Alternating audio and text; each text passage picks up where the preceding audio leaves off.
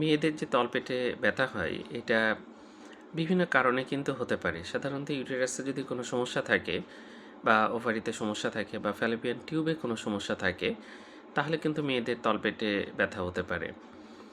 যাই হোক, এটা বাদে মানে ইউটেরাসের সমস্যা বাদেও, ওভারির সমস্যা বাদে এবং ফ্যালোপিয়ান টিউবের সমস্যা বাদেও মেয়েদের বিভিন্ন কারণে তলপেট ব্যথা হতে পারে। সেটা নিয়ে আজকে একটু আলোচনা করব। প্রথমত যেটা অ্যাপেন্ডিসাইটিস, এটা কিন্তু খুব কমন এবং অ্যাপেন্ডিসাইটিস হলে তলপেটের ডান দিকে ব্যথা হয়, এটা আমরা জানি। এছাড়া দেখা যায় ইউটিআই মেয়েদের মধ্যে খুবই কমন।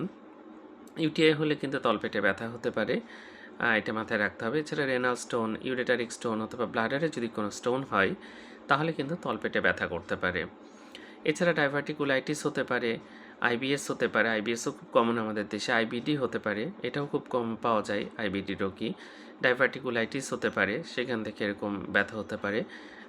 এই ধরনের বিভিন্ন সমস্যাও কিন্তু মাথায় রাখতে হবে। অনেক শুধু যে মেয়েদের তলপেট ব্যথা হচ্ছে মানে ইউটেরাসে ব্যথা বা ওভারিতে বা ফ্যালোপিয়ান টিউবে ব্যথা, তা কিন্তু না।